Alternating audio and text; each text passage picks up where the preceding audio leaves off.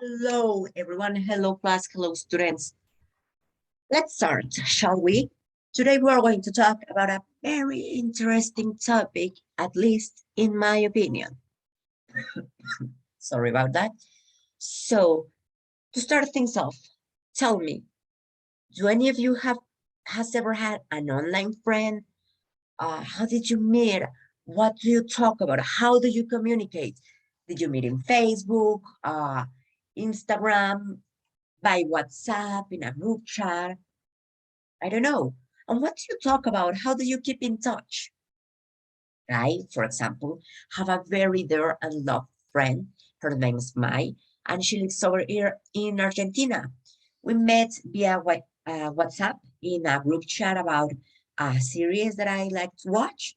And from there, our friendship blossomed. However, Mai is a very busy person. And we sometimes talk via phone, sometimes we use WhatsApp, and other times there's a lot of things going on our lives. We don't have time to like sit down and have a chat. So we start doing something special. We write emails. This functions for us because I write her an email and where I put everything that I have done recently. And I ask her, what has she done? What have you done?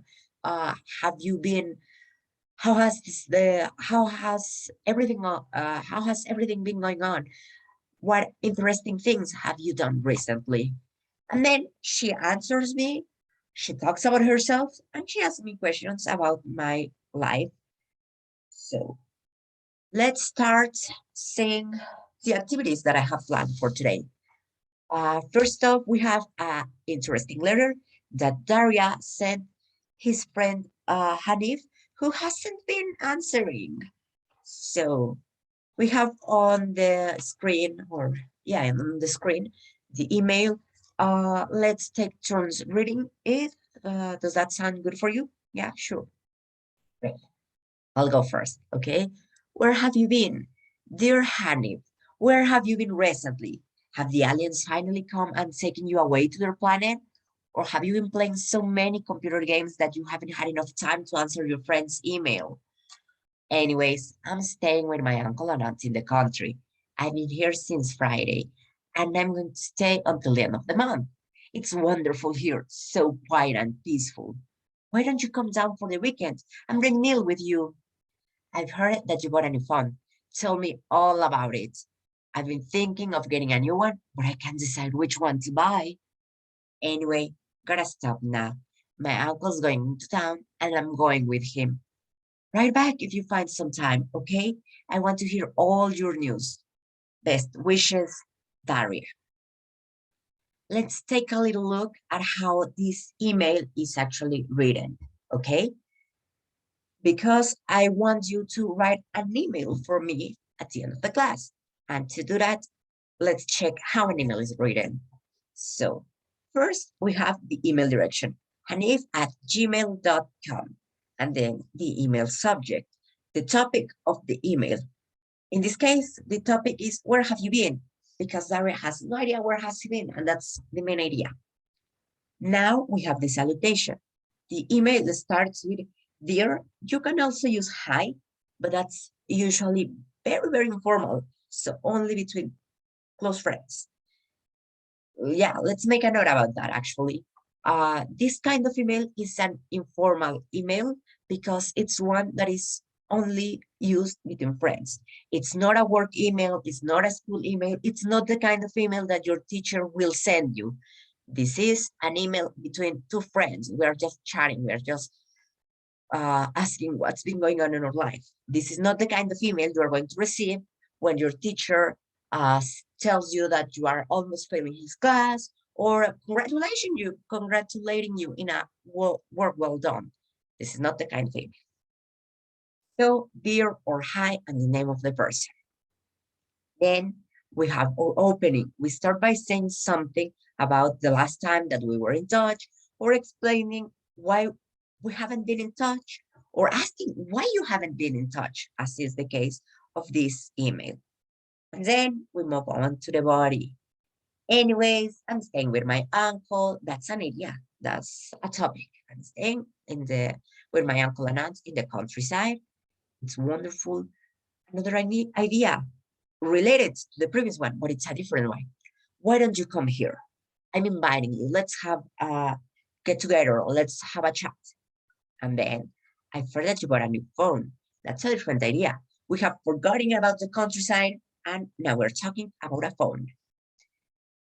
And we are talking about our own life. We're asking about their own life. Uh, we're using questions. That's very important. We're using questions to know what's been going on. That's when we use a question, it's like we are asking the other person specific information. In here, how does this sound to you? Why don't you come down here?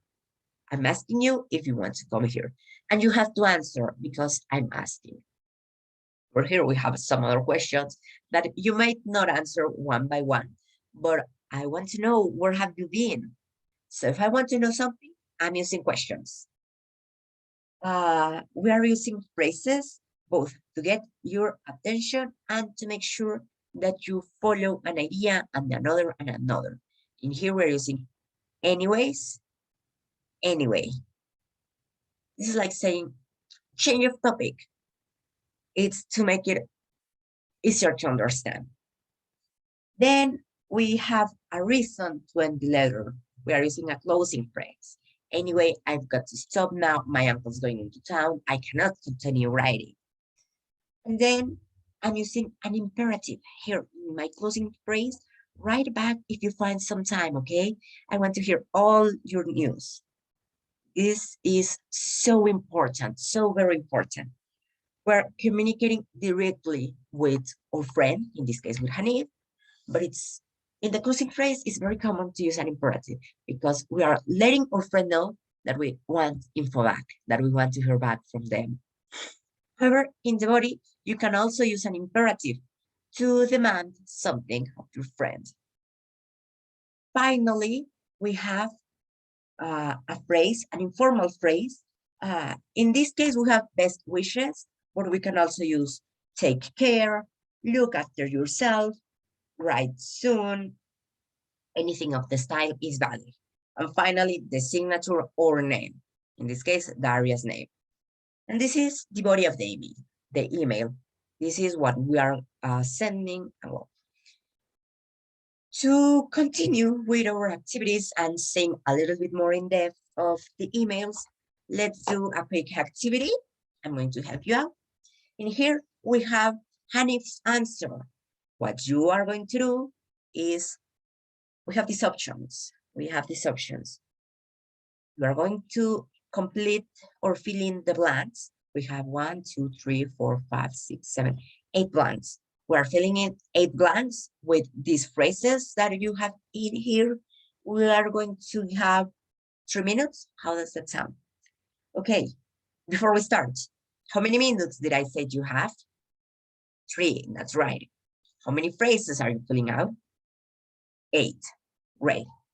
Let's start working and I'll see you back in 3 minutes. If you have any questions, feel free to ask me. I'll be passing by your desks in case you have any kind of doubt.